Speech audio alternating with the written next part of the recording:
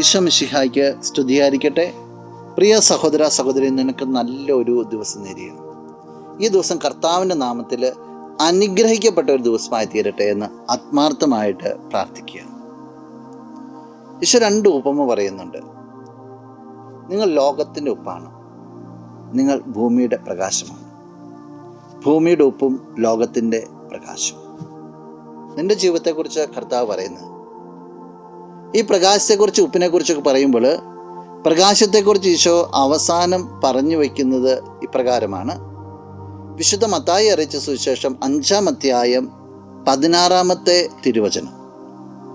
മനുഷ്യർ നിങ്ങളുടെ സൽപ്രവൃത്തികൾ കണ്ട് സ്വർഗസ്ഥനായ നിങ്ങളുടെ പിതാവിനെ മഹത്വപ്പെടുത്തേണ്ടതിന് നിങ്ങളുടെ വെളിച്ചം അവരുടെ മുമ്പിൽ പ്രകാശിക്കട്ടെ.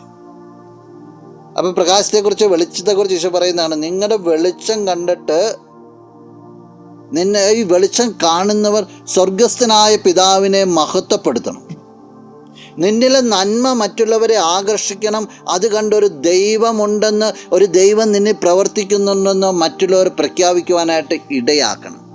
നിൻ്റെ ജീവിത സാക്ഷ്യത്തെക്കുറിച്ചാണ് ദൈവവചനം പറയുക. നിന്നിൽ നിന്ന് പുറത്തോട്ട് വരേണ്ട പ്രകാശത്തെക്കുറിച്ചാണ് ഈ ദൈവം പറയുക.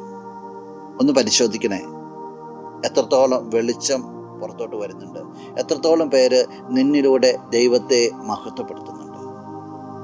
ദൈവമഹത്വത്തിനായിട്ട് നിലകൊള്ളാൻ നിനക്ക് സാധിക്കട്ടെ. നമുക്ക് പ്രാർത്ഥിക്കാം. കണ്ണുകൾ അടച്ചൊന്ന് കരങ്ങൾ കൂട്ടും. നല്ലവനായ കർത്താവേ, നിന്നെ അങ്ങ് സ്തുതിക്കുന്നു, ആരാധിക്കുന്നു, മഹത്വപ്പെടുത്തുന്നു. നിന്റെ നിറ സാന്നിധ്യത്തെ നന്ദിയോടുകൂടി ഓർക്കുക. ഈ വ്യക്തിയെ അനുഗ്രഹിക്കണമേ എന്ന് പ്രാർത്ഥിക്കുക. ഭൂമിയുടെ ഉപ്പും ലോകത്തിൻ്റെ പ്രകാശവുമായിട്ട് ജീവിക്കുവാനായിട്ട്, മറ്റുള്ളവർക്ക് മാതൃക നൽകുന്ന വെളിച്ചത്തിൻ്റെ മക്കളായിട്ട് ജീവിക്കുവാനായിട്ട് ഈ വ്യക്തിയെ അനുഗ്രഹിക്കണം. ഈ ദിവസത്തിന് വേണ്ട കൃപകളെ, നന്മകളെ, സംരക്ഷണം എല്ലാം നിന്റെ നാമത്തിൽ സംഭവിക്കട്ടെ, ഇപ്പോഴും എപ്പോഴും എന്നേക്കും. ആമേൻ.